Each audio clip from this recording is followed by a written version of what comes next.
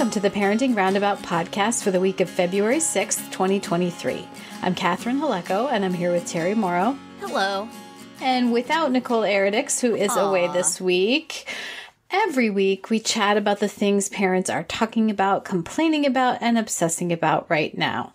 This week, since it's just the two of us, and we are the two that are pop culture and entertainment obsessed, at least with round two for the podcast. So we're going to draw on our round two themes and bring you some second thoughts on round two related topics from our prodigious archives. These are times when the entertainment beat spilled over into the parenting chat. That's right. So first up, from October 2017, in this episode, we jumped off of our Dancing with the Stars watch, which, you know, continues to this day. We keep going back for more. You skipped one season. Yes. But anyway, we jumped off of our, at the time, current Dancing with the Stars watch to talk about our most memorable years. Let's take a listen to that now. So every season on Dancing with the Stars, they do an episode called, a theme called My Most Memorable Year. And, you know, 9 times out of 10, it is the year my parent died, or the year my child was born, or the year I had a terrible accident and almost died, but didn't die. So there's usually a lot of crying. And this week was no exception. You can listen to our round two from this past week to hear all about it. But then, so we decided, hey, you know, we could talk about our most memorable year, and all we have to do is talk about it. We don't have to choreograph a dance to go along with it, because you can't see us. So, and we don't really want to cry along with it, do we? No, it doesn't have to be a crying one. If, you know, it depends. I am, however, barefoot as we speak, so you can think of me as doing a contemporary. It's just a very static contemporary. It's very quiet. So, well, Terry, do you want to go first and tell us about your most memorable year? Oh, wow. You know, I was probably, if I were on the show, my most memorable year would be the year I went to Russia and adopted my kids, because that was way memorable. But I believe I've talked about that on this podcast before in great detail. And and it was kind of happy. And are they allowed to have happy most memorable? I guess they are, but I feel like there's points deducted for it. Although, you know what? Jordan had a very sweet adoption storyline, so I could do that, and I could weep at the end of my barefoot contemporary and run to my children in the audience and embrace them, and people would hit their phones like that. Vote for Terry. Vote for Terry. Look at her. That little tiny person. Terry and Sasha. That would be us. But, so I thought about a different year, perhaps inspired by Lindsay's dance last night, the Viennese waltz for my dead father. Yes. And I was thinking about the fact that 1988 is a year in which I moved from California to New Jersey. I met my husband, though we did not start dating yet, and my dad died. So it was sort of an eventful year. I just had gotten here I moved to New Jersey in the summer, and, you know, had just sort of settled in, you know, was getting used to my job and my apartment. I had gotten a cat.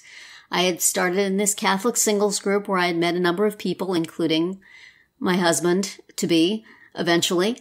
And so I had, you know, made some friends, and I was really starting to get into and enjoy my life. And then I was sort of summoned home, and that was a very difficult situation. And it's, you know, it's hard when you have a life and a job and a pet and all sorts of things going in one part of the country, and then you go to another part of the country to, you know, be in this vigil for your parent. And it's like you can't be there indefinitely. Right. And you don't want to feel like could we wrap this up? Because I got to get back. My cat is waiting. Exactly. But at the same time, it's just, so it was a really difficult thing. I felt really torn between new life and old life. And I'm sure my mother expected that I was then going to move back home. And I liked it in New Jersey. Mm-hmm. I could see that there was going to be, romantic possibilities for me in New Jersey that I did not have in California. And so it was a real sort of one chapter ends and a new chapter begins kind of year. So that was pretty memorable. Yeah. Wow.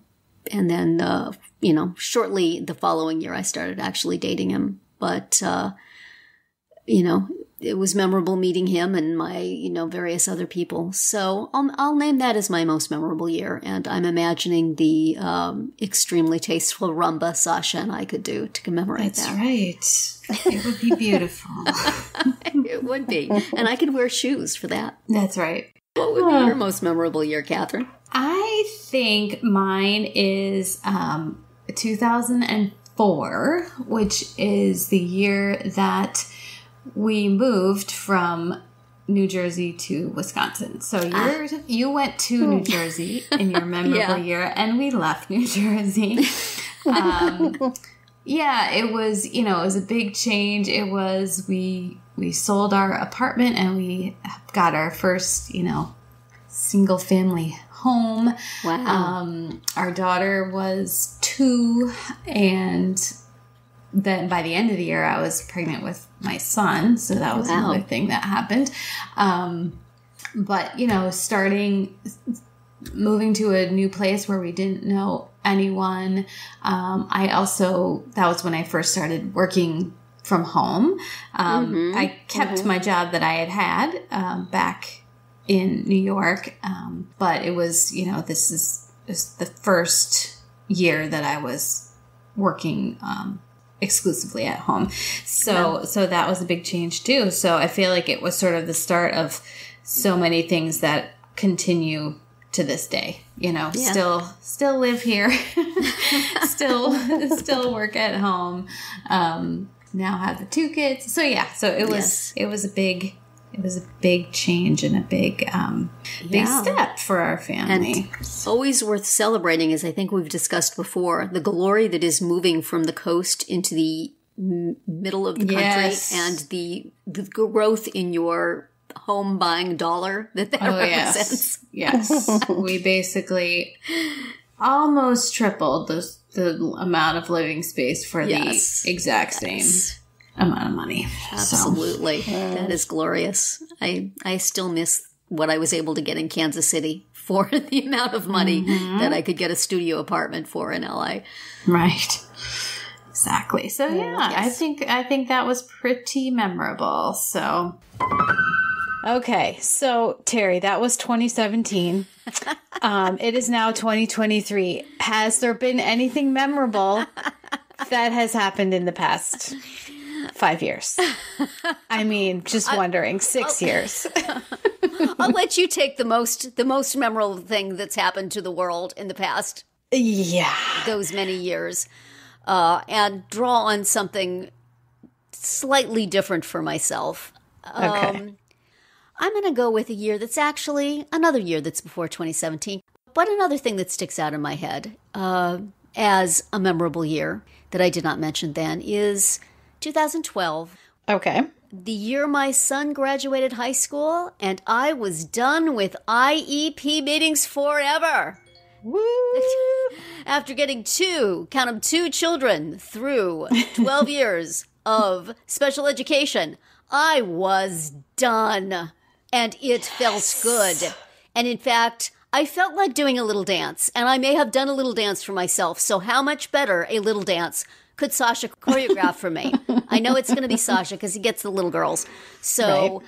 I'm thinking something like an exuberant jazz, maybe a Charleston, something. I want kicks. I want to extend my fist multiple times. I want to twirl. I want to run. I want to jump up and down. I want to be moving. Maybe we get a song like that. What was that? Goodbye to you. goodbye to you, and I'm shaking my fist in the direction of the school. Goodbye to all of you. I'm feeling it now. And then we could have a quiet interlude for the time a few months before his graduation when my son's stomach burst because he didn't tell me it hurt, and it turned out it was an ulcer that ruptured. So that was so emotional, but he was okay. And after that, yes, I'm free!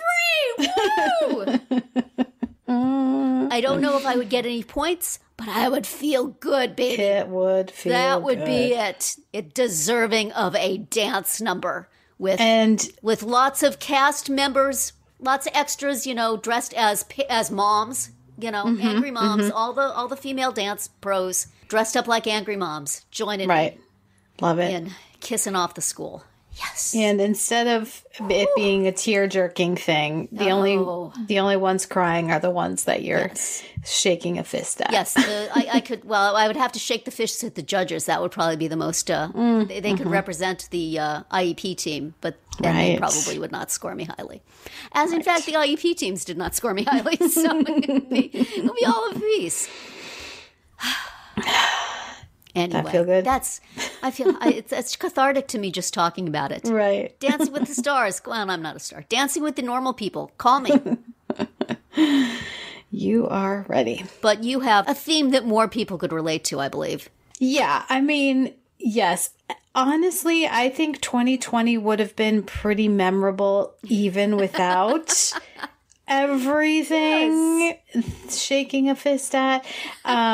Because, yes, my firstborn graduated from high school. And it was also the year that she got to skate in Sweden, and we all got to go and watch. It was 2020 was the second.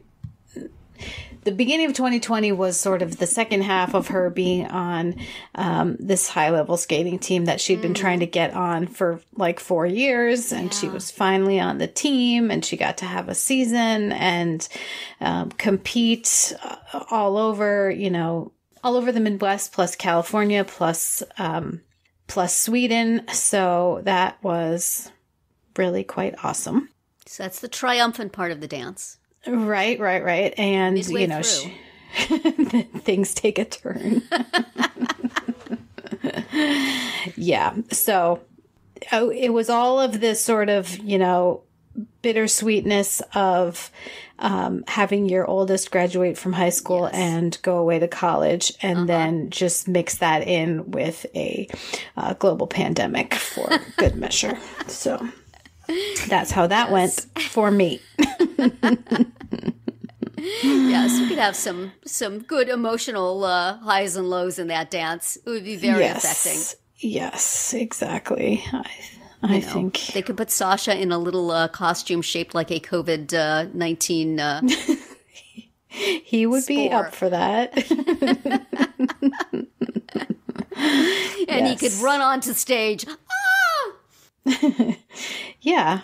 I'm trying to remember. The one song they skated to was The Lion King, like a Lion King medley. And I can't remember the other one.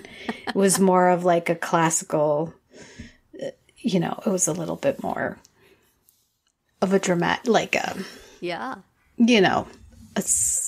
not quite as poppy, entertainment-y song. Yeah. So it would be good for the slow parts. Right. I would say. Very affecting. That would be great. Yeah. And everybody would relate. Right. The entire audience would come join you on the dance floor. Right. They'd be like, oh, yeah. With masks on, because, Oh, right, for sure. Everyone's going to be wearing masks. You'd have to halfway through your dance, you'd have to put a mask on and do the rest in the mask. Right. And that would just be hand sanitizer would come down from the airball. It would just be part of, the setting the scene and, the quick costume change. Yes. Yes. Drama all over the place. Good times. Oh my goodness. Yeah. So that's probably one of my most memorable years. Yeah, I think that'd work. I think you could tell a good story. Right. But people at home would be jumping up and down to mine. Yes, every mom who ever had a bad teacher's conference. Right. Getting out there. Excellent. Well, it's always fun to kind of check back on these things. So that's it for today's round 1. Tune in tomorrow for our regular old weekly entertainment themed round 2. No, nothing different about it this week. But then later in the week to join us in our journey to the past once again for a couple more episodes and, of course, our recommendation roundup on Friday. We're always interested in what you have to say, so drop us a comment on our website, our Facebook page, or Twitter, where you'll find us at Roundabout Chat.